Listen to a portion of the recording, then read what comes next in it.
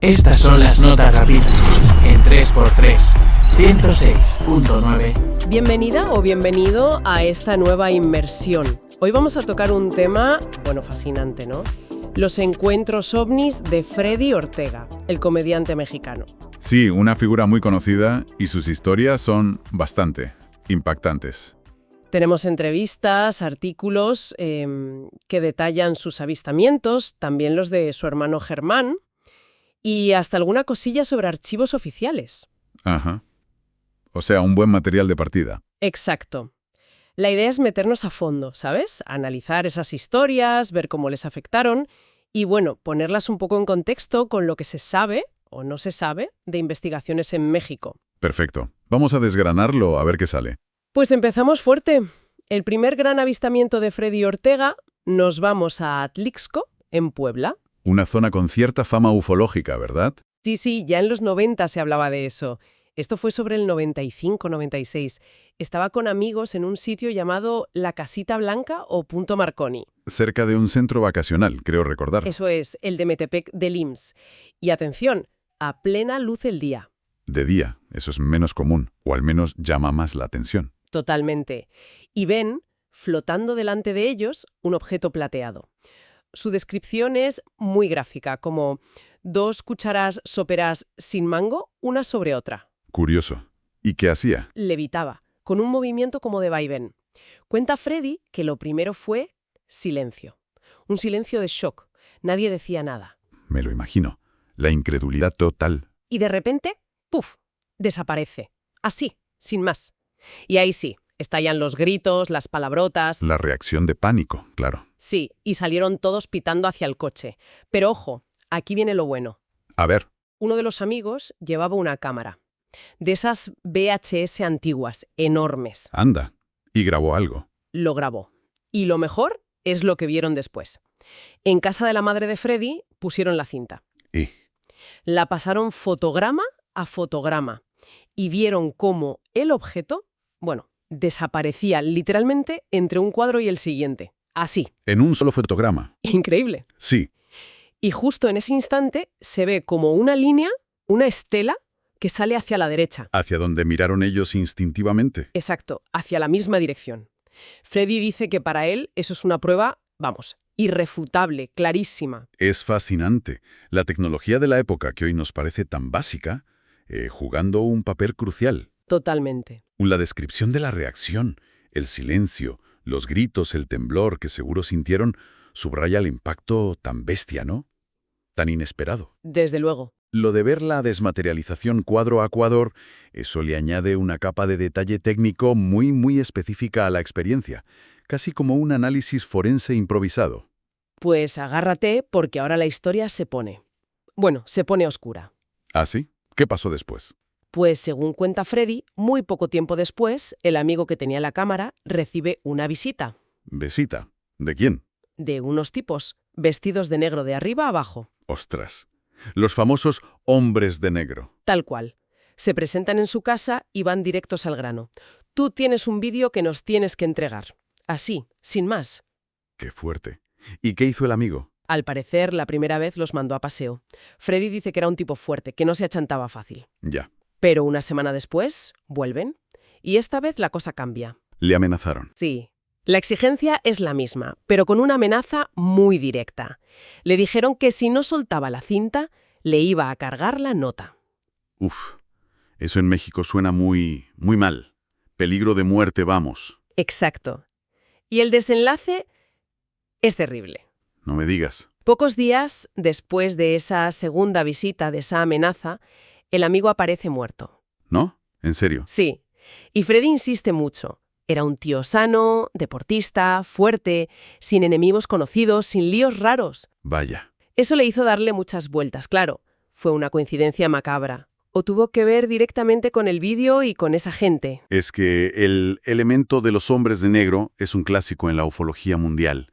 Siempre asociados a silenciar testigos, a requisar pruebas. Sí.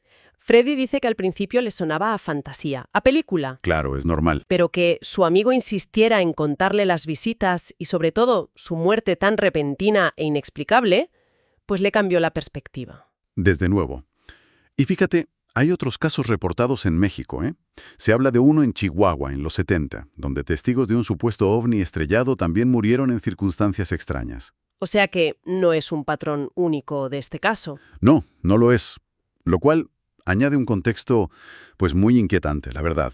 El propio Freddy se preocupó tanto que años después, cuando el hijo de su amigo encontró la cinta original, que estaba escondida. ¿La encontró? Sí, y Freddy le aconsejó que se deshiciera de ella, que no se buscara problemas. Madre mía. Nos deja esa ambigüedad terrible. Una tragedia casual o una consecuencia directa por haber grabado algo que, digamos, no debía. Uf, pone los pelos de punta, la verdad. Pero la historia ovni de los Ortega no acaba ahí. Hay más, ¿no? ¿El de Brasil? Exacto. Damos un salto en el tiempo. Mundial de Fútbol de 2014, en Brasil. Freddy está allí trabajando para Televisa, con su hermano Germán y otros compañeros comediantes. Ajá. ¿Y qué pasó? Pues esta vez es Germán el que ve algo raro primero, desde la ventana del hotel. Y avisa a los demás. ¿A Freddy también? Sí, les pega un grito, algo como, bueno, una expresión muy mexicana, córranle a la ventana, para que fueran rápido a mirar por el pasillo. ¿Y qué vieron? ¿Otro objeto como el de Atlixco? No, nada que ver. Describen algo muy diferente. Una especie de lira gigantesca o una línea vertical en el cielo. Vertical. ¿Y gigantesca cómo? Calculan a ojo, ¿sabes? Que podía medir 2 o 3 kilómetros de largo. Imagínate. 2 o 3 kilómetros. Vaya pasada. Estaba ahí, suspendida. Y emitía como flashazos, como si no parara de hacer fotos. Muchísimos destellos. ¿Se movía? Sí, pero de forma rara. Avanzaba un poco, se paraba en seco, volvía a avanzar, y la parte de arriba cambiaba de color.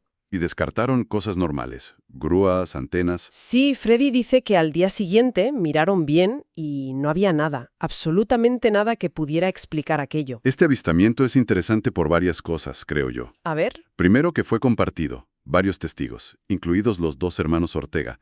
Eso siempre le da más solidez al relato, ¿no? claro, no es lo mismo uno solo que un grupo. Segundo, la descripción del objeto, radicalmente distinta a la de Atlixco. Eso apunta a la diversidad del fenómeno, ¿no? No todos los ovnis son iguales. Cierto, dos experiencias muy diferentes. Y tercero, y muy importante, esta vez no hubo consecuencias chundas, ni amenazas, ni hombres de negro, nada de eso. No, esta vez fue solo el avistamiento y ya está. Es más, Freddy cuenta que tiempo después vio en la tele, en un programa, imágenes de un objeto idéntico. ¿Anda? ¿Y qué sintió? Pues una validación, ¿sabes? Como confirmar que no se lo habían imaginado. E incluso dice que le mandó el video a Germán y le dijo, es igualito. Qué bueno. O sea que para él fue como cerrar el círculo de esa experiencia. Exacto. Y parece que estos no son los únicos incidentes. Freddy ha contado algún otro, ¿no? Sí, menciona al menos uno más. Iba en coche hacia Puebla, de noche. Otra vez Puebla. Sí, y vieron un punto en la luna. Y de repente ese punto se fue hacia arriba a una velocidad, imposible para cualquier cosa conocida. Vaya. ¿Y Germán? Germán dice que ha visto ovnis 3 o 4 veces. Aparte del de Brasil, recuerda uno que era como un plasma con luz, de color rojo muy intenso. Un plasma. Sí, y dice que incluso salió en las noticias locales de allá donde estuviera. O sea que para ellos esto no es una anécdota aislada, es algo recurrente en sus vidas. Parece que sí. Pero más allá de cuántos han sido, lo que impacta es su convicción. Sí, eso es muy llamativo. Freddy lo dice clarísimo. A mí nadie me puede decir no existen si yo lo vi. Punto. Es tajante. No admite discusión. Para nada. Y Germán, igual.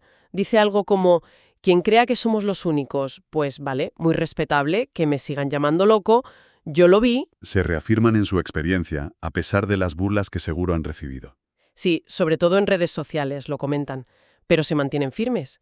Freddy usa una analogía que me parece interesante. ¿Cuál? La del oxígeno. Dice que no lo ves, pero sabes que existe, que está ahí. Pues esto, igual. Es una buena forma de verlo. Y está claro que estas experiencias les han marcado profundamente, ¿no? Han afectado su visión del mundo. Totalmente. Freddy habla sin tapujos de una expansión de la mente, de replantearse muchas cosas. ¿En qué sentido? Pues en sentir que la vida le cambió. La idea de que no estamos solos dejó de ser una teoría y se convirtió en una certeza para él. una certeza existencial, digamos. Eso es. Y Germán, quizá de forma más práctica, por decirlo así, especula sobre si parte de nuestra tecnología actual podría venir de ingeniería inversa. De naves recuperadas, ¿te refieres? Es una teoría clásica en ufología. Sí, eso comenta. Así que ambos, cada uno a su manera, han integrado estos avistamientos en su cosmovisión. No son solo historias para contar. Claro, forman parte de quienes son ahora.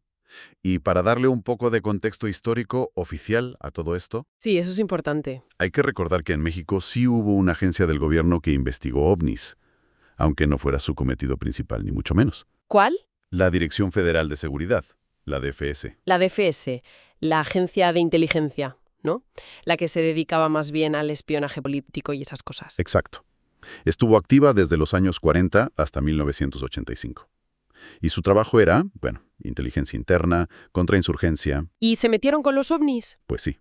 Revisando fichas desclasificadas que están en el Archivo General de la Nación, se ve que investigaron algunos casos bastante sonados en su momento. Anda, ¿cómo cuál es? Por ejemplo, en julio de 1947, justo el año del caso Roswell, en Estados Unidos, ¿Qué pasó aquí? en la Sierra de Puebla.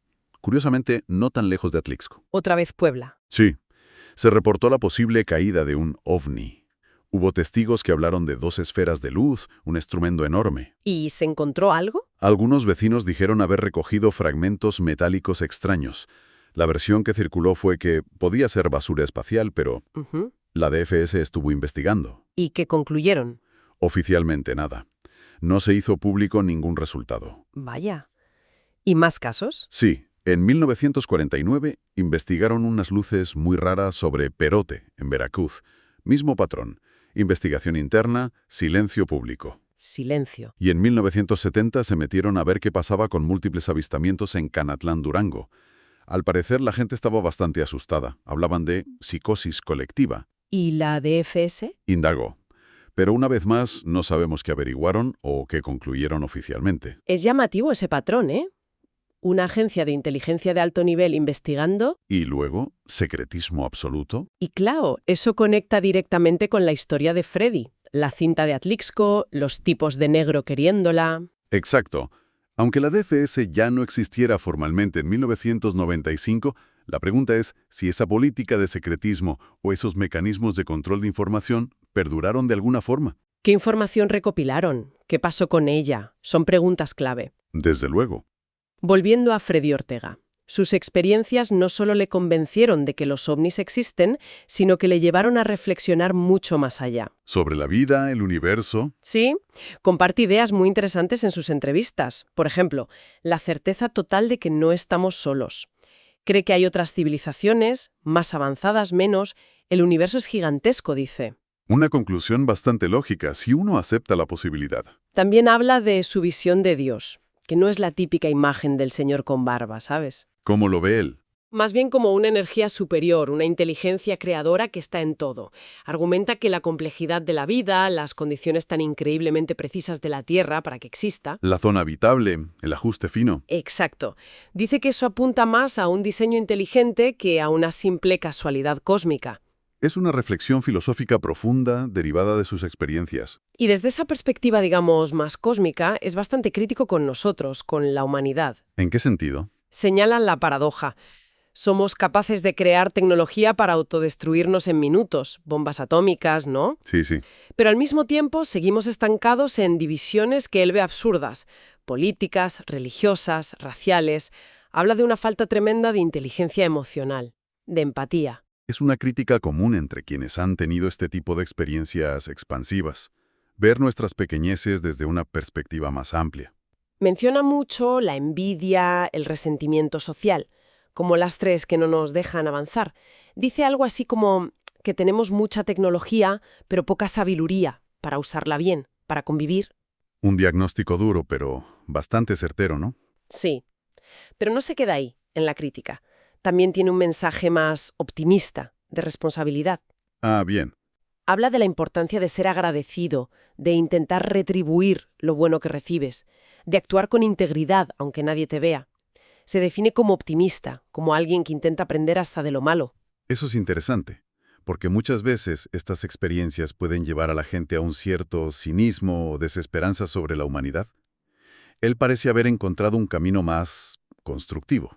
Parece que sí. Y fíjate cómo estas reflexiones conectan con temas muy comunes en la literatura sobre testigos de ovnis y experiencias cercanas a la muerte incluso. ¿Cómo cuáles? Esa sensación de pequeñez ante el cosmos, la crítica a nuestros fallos como sociedad, las guerras, el odio, la división. A menudo hay un despertar espiritual o filosófico que les lleva a cuestionar todo. Una búsqueda de sentido más profundo. Exacto. Y es curioso que mencione también una preocupación muy moderna, el miedo a la inteligencia artificial. ¿En relación con los ovnis? Sí, el temor a que se use para crear fakes, vídeos falsos tan perfectos que ya nadie se crea nada.